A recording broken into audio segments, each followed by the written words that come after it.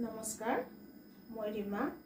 আজি আকৌ এটা নতুন ভিডিঅ' লৈ মই আপোনালোকৰ সন্মুখত আহিলোঁ। মই এক্সেছ বাৰ্ছৰ থেৰাপি দি আছোঁ। মই আজি এই ভিডিঅ'টো এইকাৰণেই বনালোঁ, মানে মোক বহুতে সোধে ছেশ্যনটো ল'লে টোপনিটো ভাল হ'বনে? টোপনিৰ কথা মোক বহুতে সুধি আছে।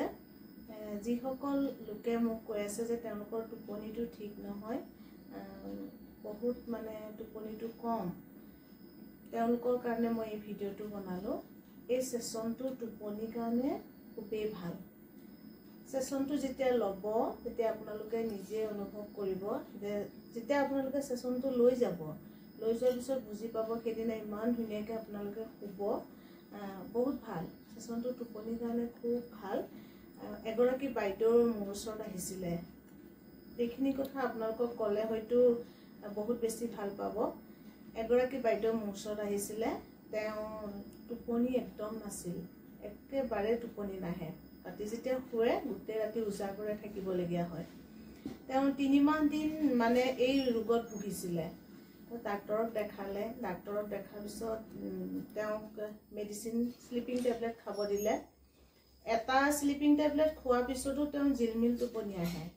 তেওঁ 3 মাহ দিন স্লিপিং টেবলেট ইউজ কৰিছে। তাৰপিছত যেতিয়া স্লিপিং টেবলেট খাই থাকে, এটা খোৱাৰ পিছতো যেতিয়া তেওঁ মানে টোপনিটো ভাল হোৱা নাই, তাৰপিছত মোৰ ওচৰত আহিলে, মোৰ ওচৰত তেওঁ ছেশ্যন ল'লে। ছেশ্যন তেওঁ মোৰ ওচৰত 5টা ল'লে।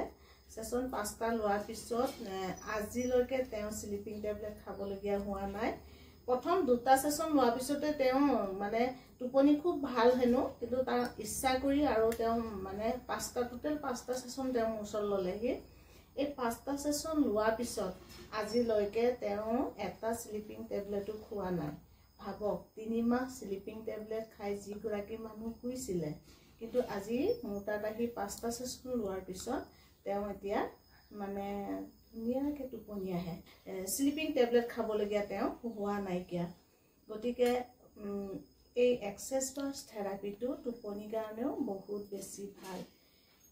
আজি সেইসকল ব্যক্তিৰ কাৰণে মই এই ভিডিঅ'টো বনালোঁ, যিসকলে মানে মোক সুধিছিলে টোপনিৰ কাৰণে এই থেৰাপিটো ভালনে বেয়া বুলি।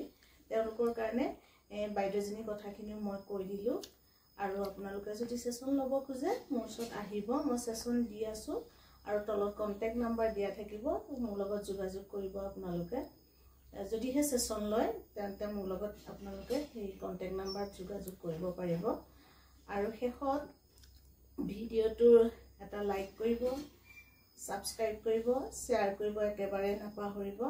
এইখিনিয়ে আছিল মোৰ আপোনালোকক ক'বলগীয়া কথা। আৰু ক'বলগীয়া মোৰ কথাখিনি ইমানেই আছিলে। আজিলৈ আহোঁ পুনৰ লগ পোৱাৰ প্ৰতিশ্ৰুতিৰে। নমস্কাৰ।